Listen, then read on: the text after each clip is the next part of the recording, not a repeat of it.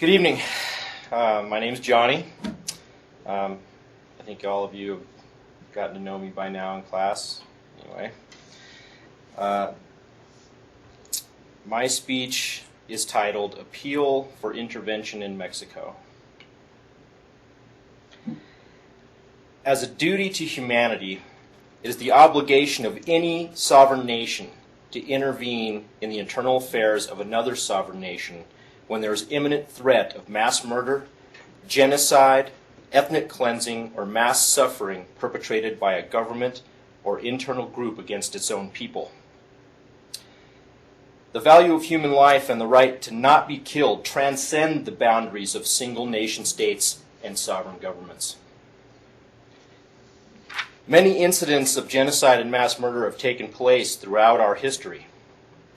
Instances of people being slaughtered for their ethnicity, political beliefs, race, or religion. Many of these atrocities have taken place right here in modern times.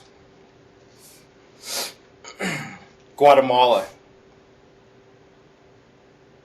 1968 to 1996, 200,000 dead and 1 million displaced. Rwanda, 1994, 800,000 people killed in just 100 days. North Korea, several million dead to starvation because of the government's interference with food aid, and 1 million deaths in political prison camps, all happening right now.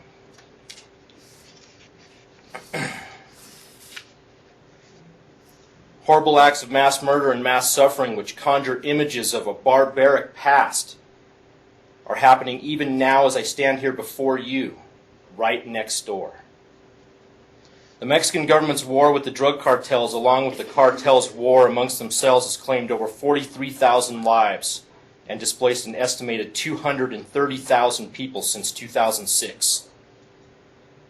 Many of the victims are kidnapped and forced to work for the cartels and then killed when they are no longer useful or they've tried to escape. Whole families have been killed to set examples for those who would defy the cartels. How can we stand by and watch as thousands of our fellow North Americans are enslaved and killed at the hands of drug cartels and corrupt government forces? Without our help, the government of Mexico is in danger of collapse. And as a failed state, Mexico would become a lawless frontier where no one would be safe from the influence and terror of the cartels.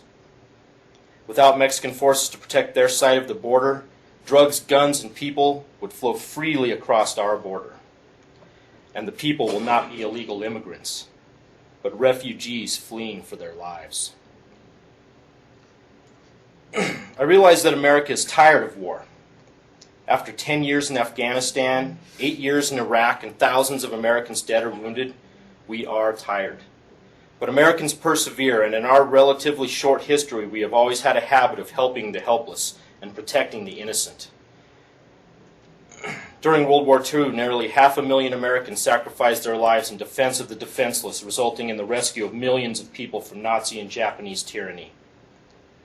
The U.S. was quick to intervene in the foreign affairs of any nation battling communism during the Cold War. But lately, we've dropped the ball. Rwanda, Somalia, the Democratic Republic of Congo, all cases of modern genocide, and all but ignored by the United States. Will we continue to ignore Mexico as well? Could it be that we are just too racist to care about the troubles of Mexico, or are there deeper, more political reasons for our failure to act? Is Uncle Sam's saving face worth even one human life? I say no. Now is the time to act on behalf of the Mexican people. We must intervene, not only to save the lives of fellow human beings, but also to preserve the heritage and culture of a wonderful country, and to show the world once again that America stands for truth and justice, and that we will not let the innocent suffer at the hands of evil men.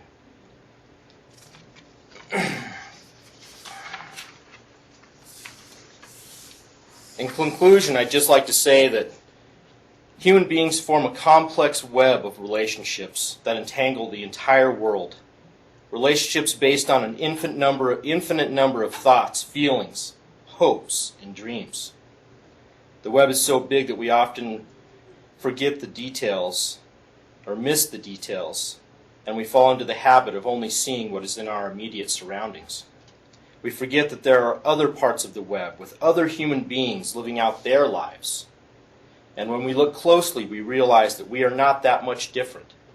Our hopes, our dreams, our loves are all quite similar. This is what connects us. This is what makes us one. When our minds and our hearts are tuned to one another in this way, pain to one is pain to all. Injustice to one is injustice to all. And this is why we must always intervene in situations involving mass death and mass suffering. It is my hope that Mexico will only be the starting point, and that we will end our policy of non-intervention for all people. Thank you.